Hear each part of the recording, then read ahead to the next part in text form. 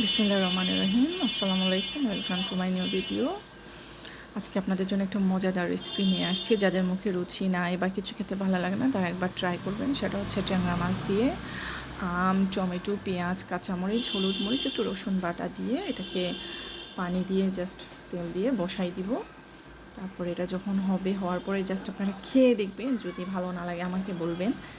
আমি কখনো ট্রাই করি না, এটা আমার শাশুড়ির হাতের রান্না, তো উনি সবসময়ই করে। ওনার যখনই কিছু খেতে ভালো লাগে না বা মুখে রুচি আসে না তখনই উনি মানে যখন যেটা সিজন থাকে, আম, টমেটো ও তারপরে হচ্ছে জলপাই, যেটা সিজন থাকে সেটা দিয়ে উনি এটা রান্না করে। তো মাঝে মধ্যে খাই, ভালোই লাগে, একটু ডিফারেন্ট খাইতে ভালো লাগে। তো আজকে আমার হঠাৎ কিছুই ভালো লাগতেছে না, তো আবার আমার হাজব্যান্ডের অনেক ফেভারিট, তো ভাবলাম তাকে একটু সারপ্রাইজ দিব।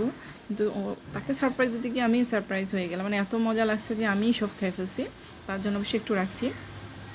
তো পরে বললো যে অনেক মজা হয়েছে। তো আমি বললাম তোমার আম্মার থেকেও কিন্তু আমারটা মজা হয়েছে। বলছে হ্যাঁ, আসলে আমার শাশুড়ি আবার টমেটো আম দেয়, বাট টমেটোটা দেয় না। আমি আবার সব তরকারিতে একটু টমেটোটা ট্রাই করি, দেখেন মানে কালারটা সে আসছে। আমি যদি আপনাদেরকে খাওয়াইতে পারতাম তো বুঝাইতে পারতাম। আমি জানি না সবার ভালো লাগবে কিনা, বাট আমি কিন্তু কখনো খাই নাই, সেখানে আমার ভালো লাগছে। তো আপনাদেরও ভালো, আপনারা অবশ্যই অবশ্যই ট্রাই করবেন।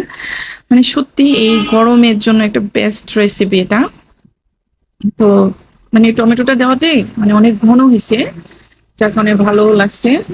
এই যে পানির ঝোল রাখতে হবে, কারণ যেহেতু এটা পাতলা, তাহলে আপনার ঝোলটা রাখলে একটু ভালো লাগবে। এই যে আমার, এটা হচ্ছে আমার সাইড বানের ছেলে, সবসময় আমার সাথেই থাকে। এই যে হয়ে আসছে, আমি এর চেষ্টা করব যে আর ঝোল না কমাইতে, কিন্তু পরে দেখি একটু ঘন হয়ে গেছে। তবে আবার সাইডম্যানকে না দিয়ে কিছু খাই না, তো ওনাকেও একটু দিলাম, কারণ ওনার হাজবেন্ড আবার খেতে চাইছে আমার টক তরকারি। বললো আপনারা তো খান, আমাদেরকে একটু খাওয়াইয়েন, তো ওনাকেও একটু দিলাম।